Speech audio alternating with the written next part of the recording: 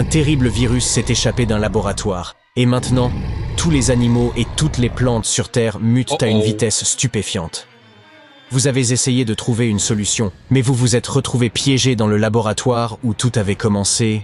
Il y a 3 portes par lesquelles vous pouvez vous échapper. Mais derrière la première, il y a un tas de cactus carnivores agressifs, la deuxième porte cache des centaines d'abeilles venimeuses, et la troisième porte vous protège d'une attaque de monstres à l'apparence de dragons cracheurs de feu.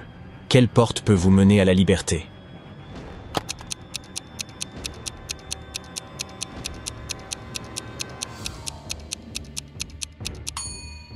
Vous pouvez sortir de là vivant si vous choisissez la première porte. Même si ces cactus se nourrissent de chair, ce sont toujours des plantes qui ne peuvent pas se déplacer. Vous pouvez donc facilement les contourner. Vous avez été enlevé par un savant fou qui va tester sa nouvelle crème protectrice sur vous. Après vous avoir enduit de cette lotion, il vous propose de choisir l'un des 3 conteneurs où il vous jettera ensuite. Le premier conteneur est rempli de déchets radioactifs. Dans le deuxième conteneur, il y a un acide qui peut même ronger à travers le métal. Et le troisième conteneur est rempli de lave, en provenance du plus grand volcan sur Terre, entré en éruption il y a 1 an. Quel conteneur devriez-vous choisir ?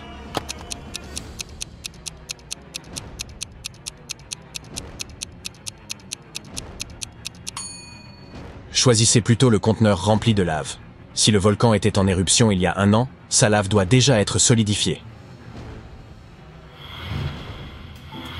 Jessica, Lauren et Mathieu se sont rencontrés lors d'une conférence d'affaires.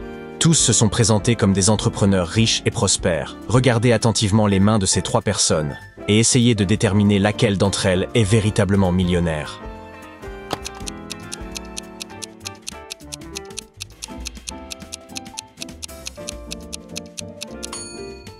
Mathieu a l'air de porter une montre Versace. Mais regardez, le nom de la marque n'est pas écrit correctement. C'est donc une fausse. Lauren porte beaucoup de bijoux. Mais regardez de plus près, il y a beaucoup de rayures sur ses bracelets. Ce n'est pas de l'or véritable, ses accessoires sont simplement plaqués. Ainsi, la vraie millionnaire est Jessica avec son bracelet de chez Tiffany's. Un tableau très célèbre a disparu d'un musée. Plus tard, la police a réussi à le retrouver. Mais il y avait un problème. Les enquêteurs ont retrouvé non pas 1, mais 3 tableaux. Un seul d'entre eux est l'original. Les autres ne sont que de vulgaires copies. Pouvez-vous aider la police à déterminer lequel est le tableau original ?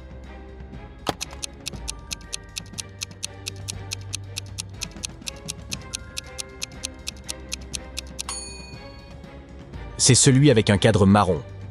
Jetez un coup d'œil. Tous les cadres du musée sont fabriqués dans le même style.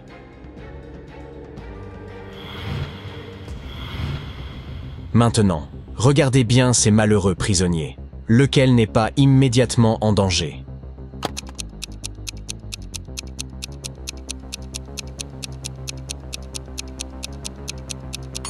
Les rats peuvent mordre les humains et ils peuvent propager des maladies. Les abeilles peuvent également être dangereuses, surtout si vous y êtes allergique. En revanche, les crapauds ne présentent généralement aucune menace pour les humains. Le 3e prisonnier est donc en sécurité. Regardez maintenant ces 3 prisonniers. Qui, selon vous, a plus de chances de survivre?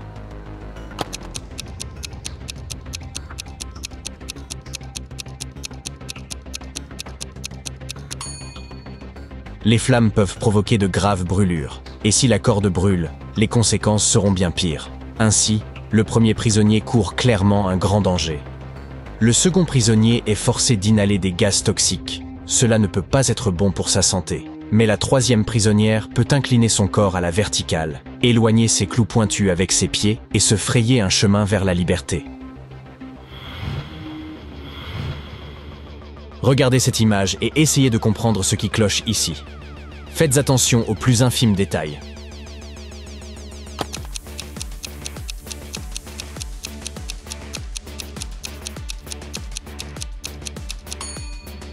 Ce bus scolaire n'a pas de porte. Et que pensez-vous de cette image? Pouvez-vous repérer quelque chose d'étrange ici?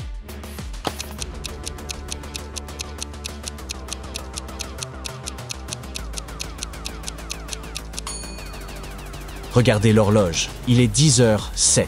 Il est donc trop tard à la fois pour le lever et pour le coucher du soleil. Alors, qu'est-ce que ce disque lumineux qui se trouve si bas dans le ciel? Monsieur Cartier, un homme très riche qui collectionnait des antiquités, demanda au détective Maurice de lui rendre une petite visite. Lorsque le détective arriva, le collectionneur lui annonça qu'il venait d'acquérir une précieuse statuette. Mais il devait partir en voyage d'affaires pour une semaine, et il avait peur que quelqu'un ne s'introduise dans sa maison. La statuette était assurée, mais le collectionneur était tout de même inquiet. Le détective Maurice avait d'autres affaires urgentes à traiter, mais il promit de revenir le soir même pour trouver une solution. Mais quand il arriva plusieurs heures plus tard, Monsieur Cartier, au comble du désespoir, lui dit qu'il avait conduit sa sœur chez le médecin et qu'il s'était absenté pendant environ 1 heure. Mais quand il est rentré chez lui, la statuette avait disparu. Le détective Maurice n'a pas cru le collectionneur. Pourquoi ?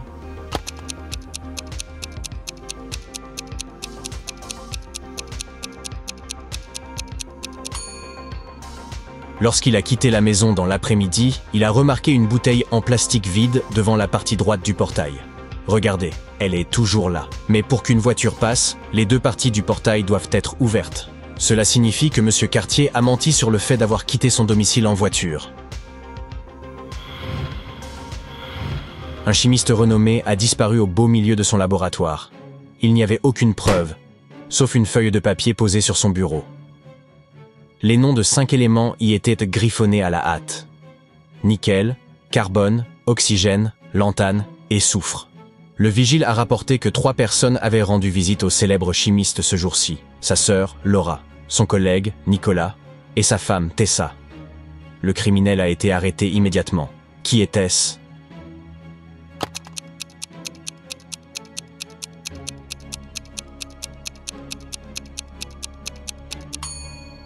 La liste des éléments chimiques est un indice.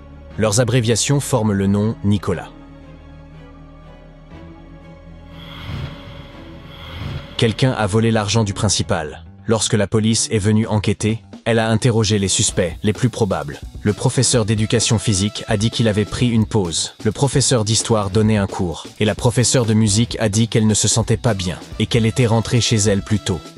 Pouvez-vous découvrir qui est le voleur ?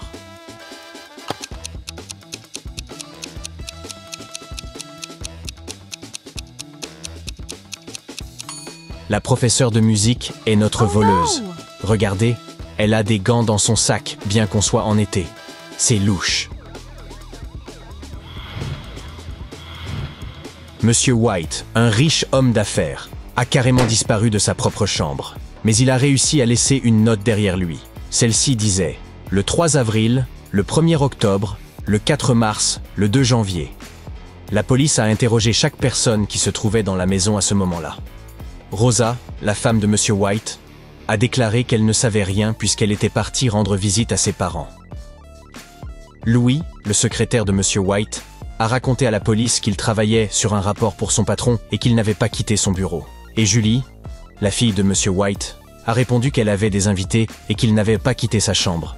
Qui sait quelque chose au sujet de la disparition de Monsieur White ?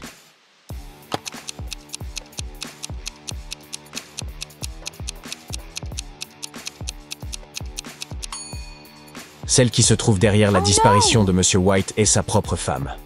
Le 3 avril signifie la lettre R, le 1er octobre, la lettre O, le 4 mars, S et le 2 janvier, A.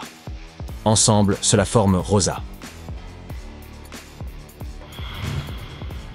Rachel a appelé la police tôt le matin. Lorsqu'ils sont arrivés, elle a raconté son histoire aux agents. Elle travaillait dans un musée. La veille, elle avait ramené chez elle plusieurs livres anciens parce qu'elle voulait effectuer des recherches. Mais ensuite, une coupure de courant est survenue. Elle a allumé quelques bougies et a poursuivi son travail. Soudain, elle a entendu la sonnette. Quand elle a ouvert la porte, quelqu'un portant un masque noir l'a frappée à la tête. Lorsqu'elle a repris connaissance, les livres avaient disparu. Les enquêteurs ont immédiatement arrêté la femme pour ses fausses déclarations. Pourquoi ?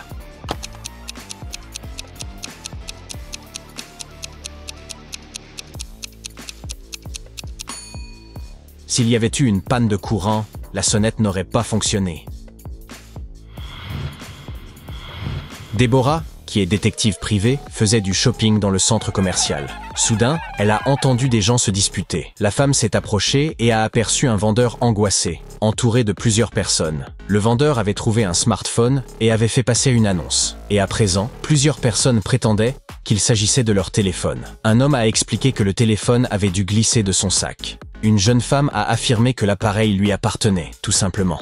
Et une femme plus âgée s'est écriée que c'était le téléphone de son mari. C'est alors que le téléphone a retenti. Pour une raison ou pour une autre, le vendeur l'a remis à Déborah. Elle a regardé l'écran et a immédiatement remis le téléphone à l'homme. Comment a-t-elle compris à qui appartenait l'appareil ?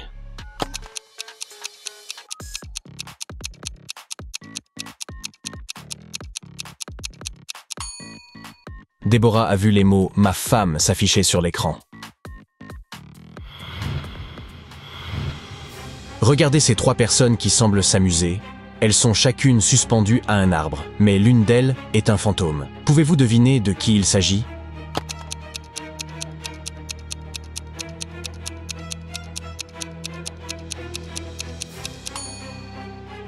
La femme de gauche vient juste de lever les yeux au ciel. C'est pourquoi elle a l'air si effrayante. Et ce type porte simplement un masque. Mais contrairement aux autres, les cheveux de la femme de droite semblent défier la gravité. Elle doit être le fantôme.